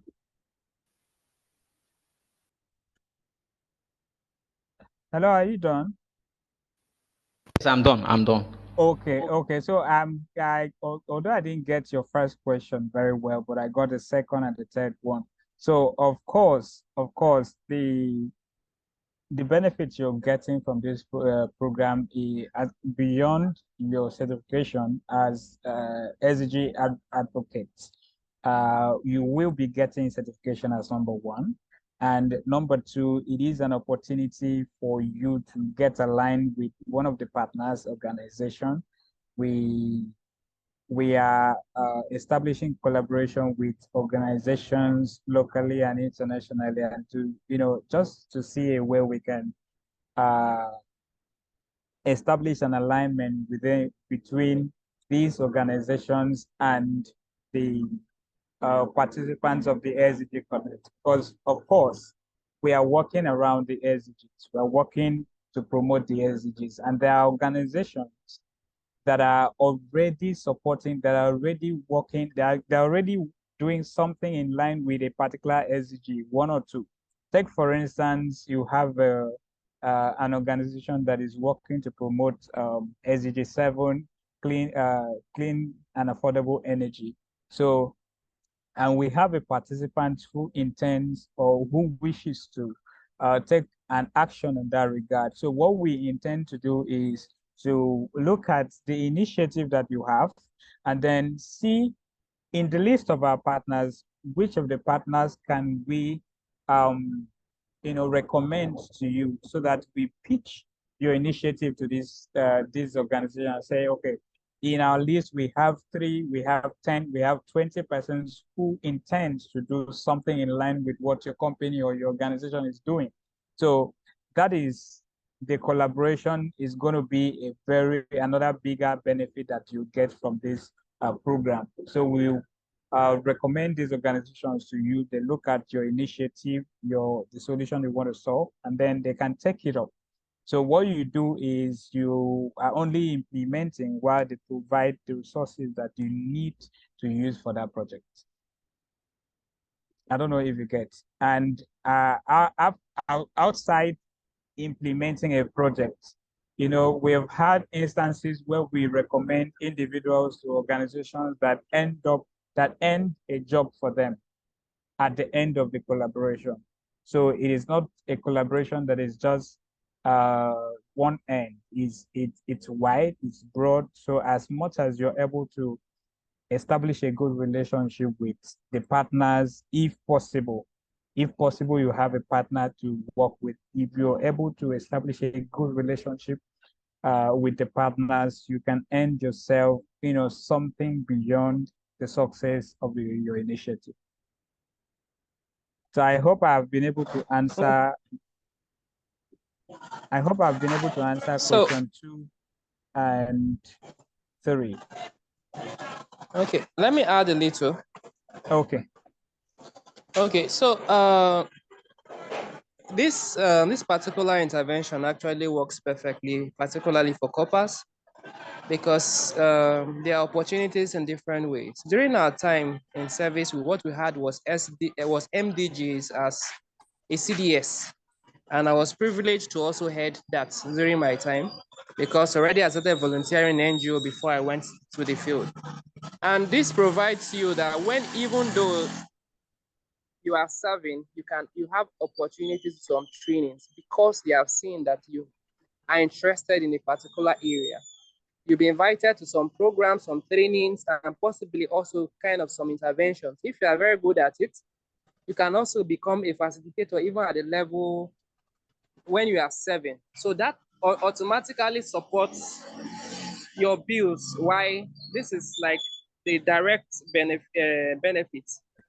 Mr. Willie said earlier about others like employment, which already I think I spoke about this earlier. It's something that we shouldn't take for granted.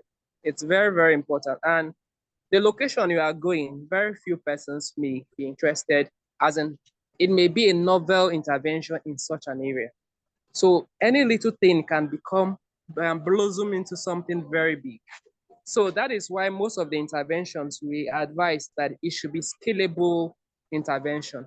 Even though you want to do small something within 1 month, it should also be something that can be scalable. That means even after you are done with the month, there may be other persons that are interested in it that want to support you to actually do it for quite a number of time or duration. And that should be a welcome thing as long as it also impacts also on you.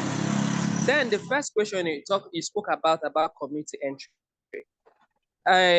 While explaining earlier, I explained that some of interventions don't work well because most times we don't carry such communities along. In every community or any area of intervention, there are people who call gatekeepers. If it's direct intervention in a community, when you want to go there, first of all, these days there are also online information about some people. And then when you go there direct, if you are living in such a community, you may be privileged to know maybe the chiefs in such a place, maybe the religious leaders, the traditional leaders. These persons are the gatekeepers because they have access to the people in one way or the other. So if you have to go through this. That is why I said advocacy is very important. Once you have your documents, you also find a way to reach these persons first, because they will also link you to the people. And then the leaders, the traditional leaders also, you spoke about sometimes certain things may also sound like taboo and all those things that may limit or cultural differences. That is why if you reach out to those community leaders, they may explain what is obtainable. At the same time, we also have to be creative. Depends on the type of topic or the type of things. The same thing can be used in another words that may sound appealing, but the same word can also be used in another ways that may sound that may not sound maybe appealing, or there are certain religion that they don't want you calling things black and white. They want you to maybe rebrand it or rename it to sound appealing. So sometimes it's a matter of your choice of words.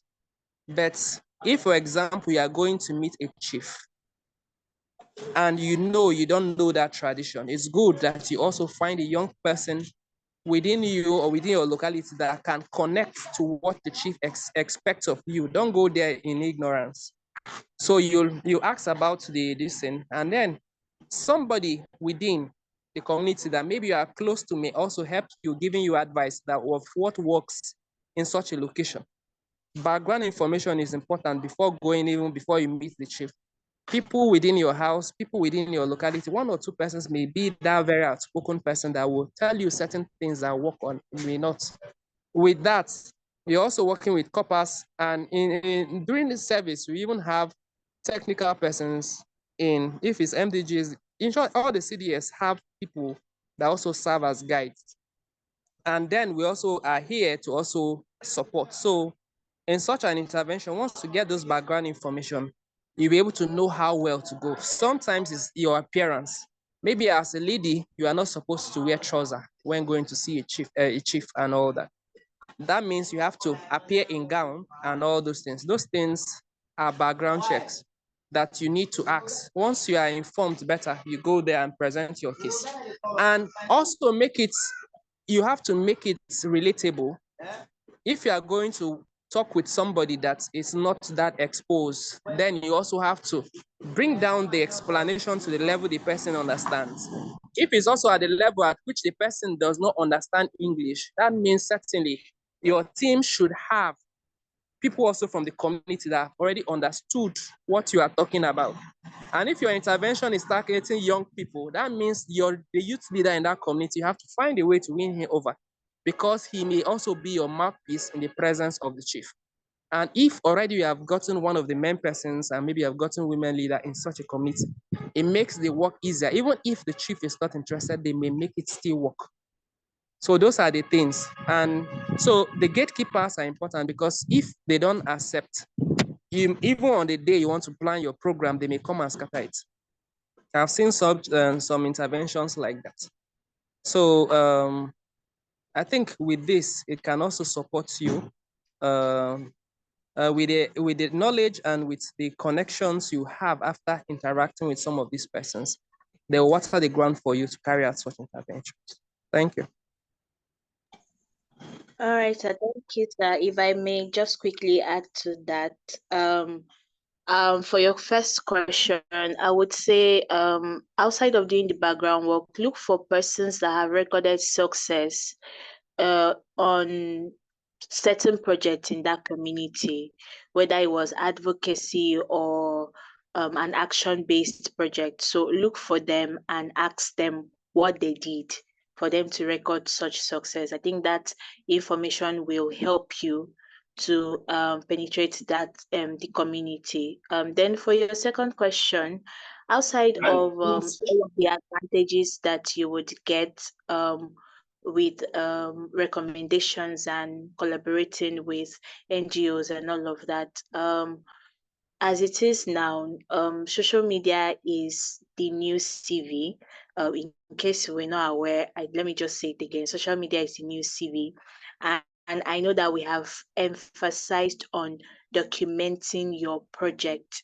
So you can take it a step further. Rather than just document on Google Docs and, take pictures on your phone and take videos on your phone, take it a step further and, tell a story of all of this, from when you found a need till what informed you to pick a particular community, and all the steps that you are taking up until when you selected the team, with pictures and videos. You're building your CV really, and showing that you are able to do this, you are available to do this.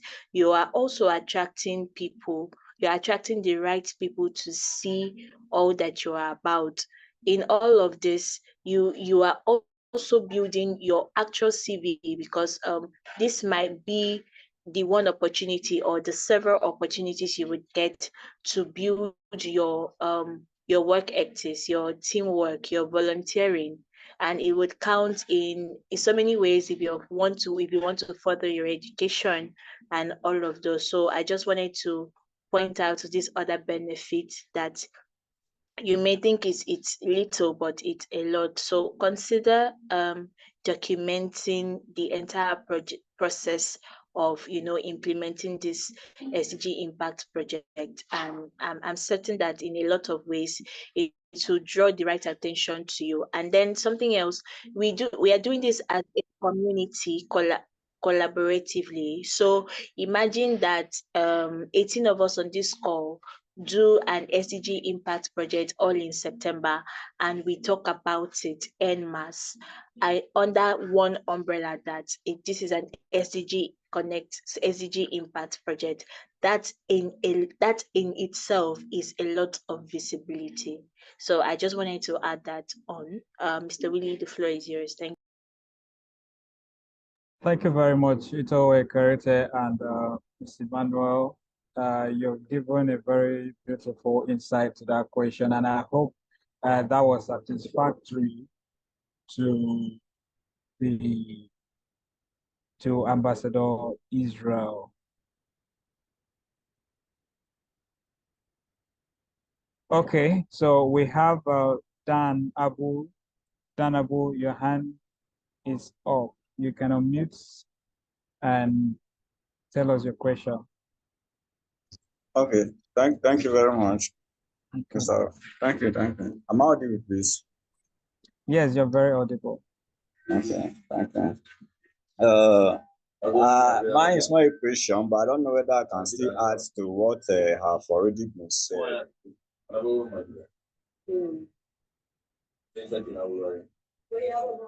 Can I please? Yes, go ahead. Yes, go ahead. Okay.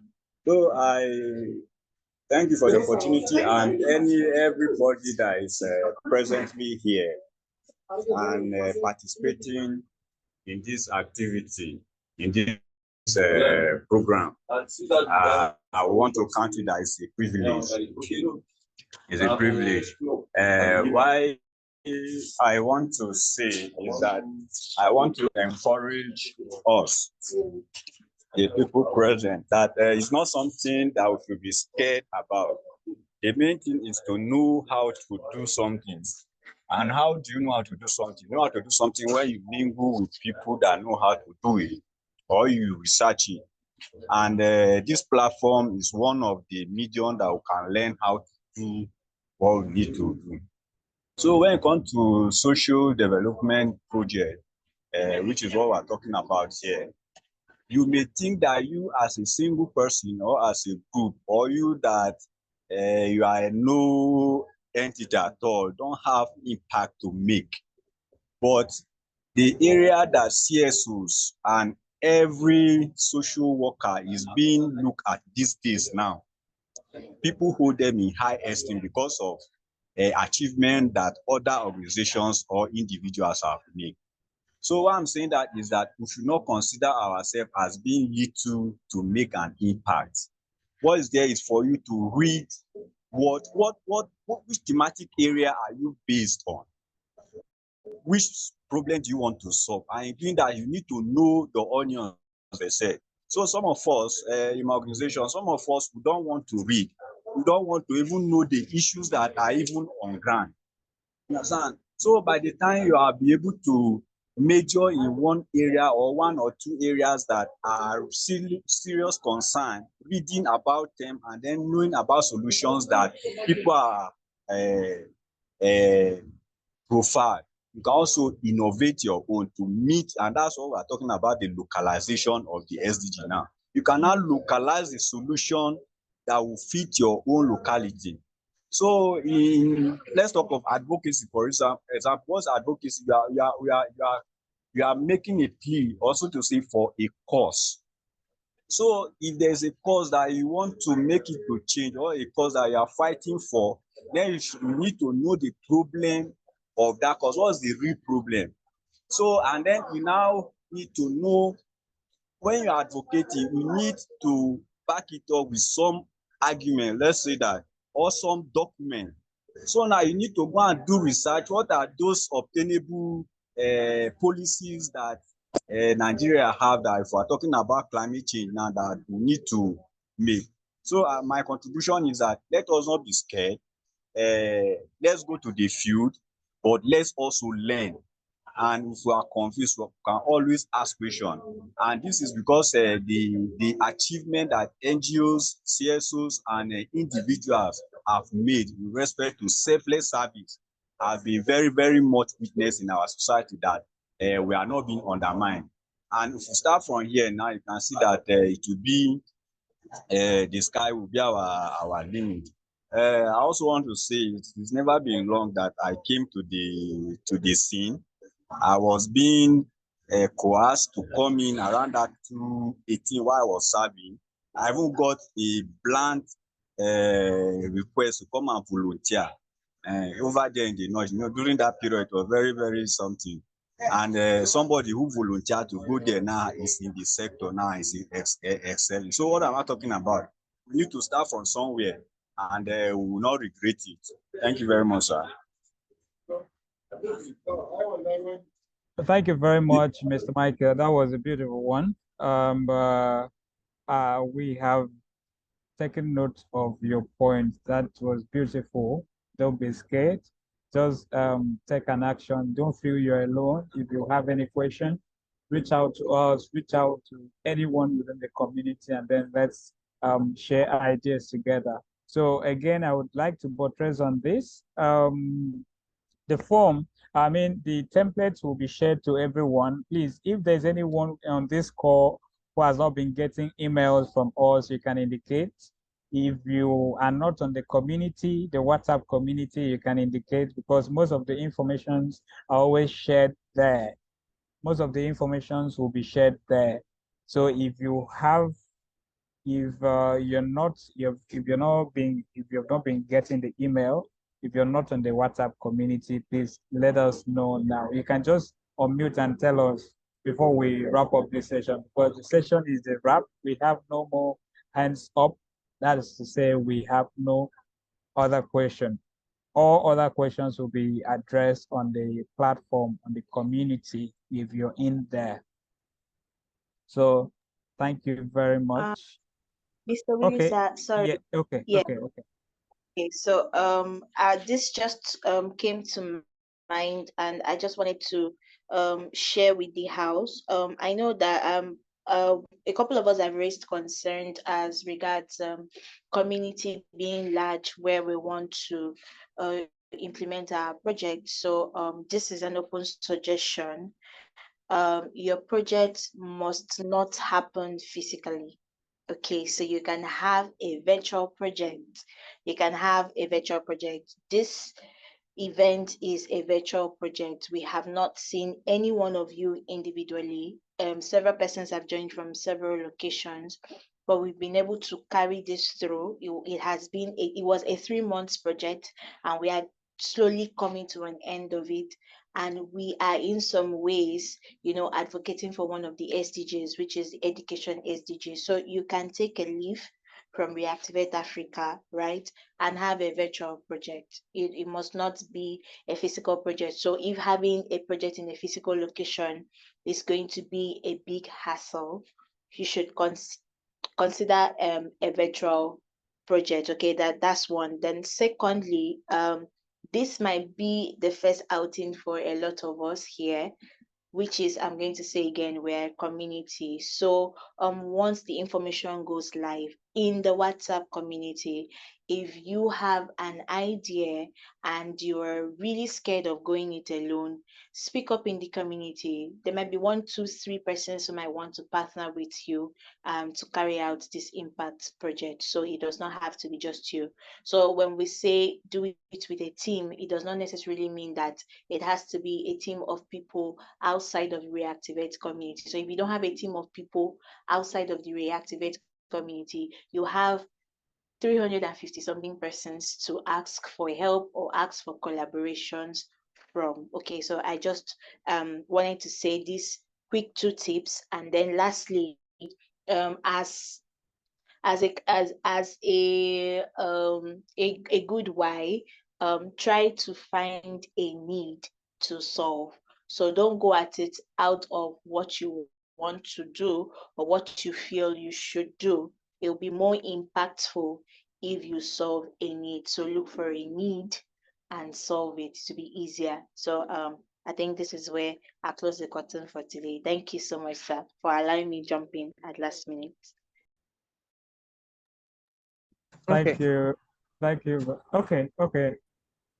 Okay, so we advise, I don't know whether you have this already, Willie. But hashtag, I don't know whether we have hashtags already, but if we don't, because we need this, we need it so that every everybody carrying out intervention on this project, we have to, while posting online, you have to use the hashtags so that it can, once anybody just use that online, can be able to get the different activities done on this particular project. So hashtags are very, very important.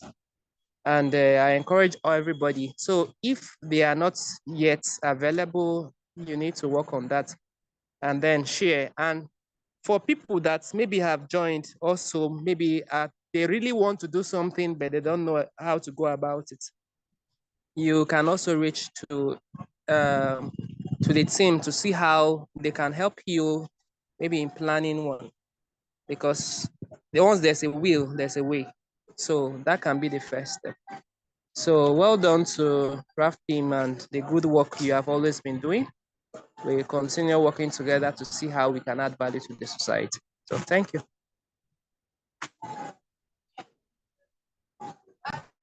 Thank you very much, Mr. Emmanuel Ikule, founder and executive director of Electia Trust Foundation. Thank you, Mr. Wekerete. I don't know if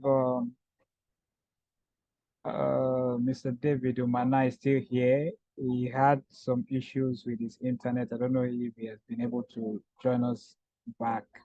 Mr. David, I guess he left us on the way.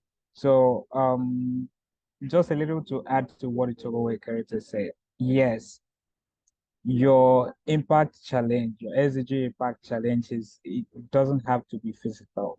You can decide to launch a campaign on the online space, talk about some key topics, some key areas of the SDGs. Like we said, we have really buttressed on SDG 4 today. There are a lot of advocacies that you can do on the online platforms that would really add value to the society, that will help people to understand the SDGs, understand a particular area of the SDG where they should be conscious about. They should take action equally. So it must not be limited. And also to respond to the hashtag, yes, there's an hashtag. So I encourage everyone, but after this, in each of the sessions we have, you are free to take screenshots, to take photos, post it on your social media account. Also tell the world that you're involved in something big, something impactful. So the hashtag is SDG Connect. We are going to share the hashtags that we have with alongside the template that we are going to be sharing with all the participants. So expect it, and we also expect to see your posts out there on Facebook, on LinkedIn, on Instagram, on TikTok, everywhere you are live on social media. Ensure that you talk about what you're doing and the ongoing program, the SDG Connect program. So at this point, I want to once again thank you all for joining this session and for contributing beautifully to the success that we have gotten. God bless you from all parts of Nigeria, from all parts of Somalia, from all parts of Ghana and other nations, regions that have been able to join us.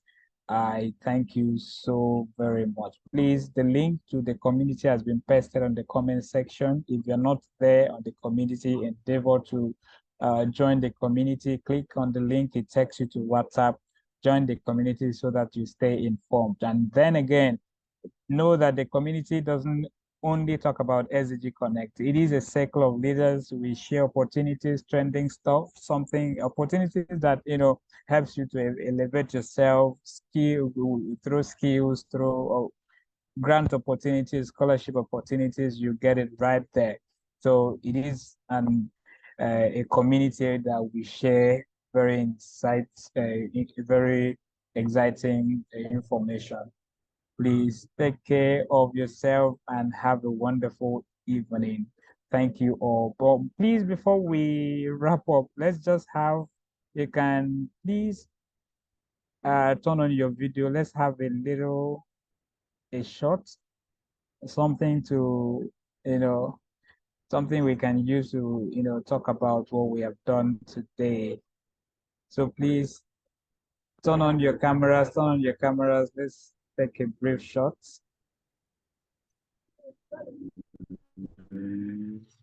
I hope we are there. Please turn on your cameras. Let's take a shot.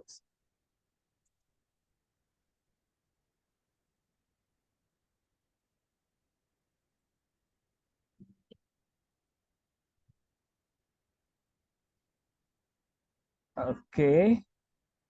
Hold on a bit. Hold on a bit, please. Just one more second.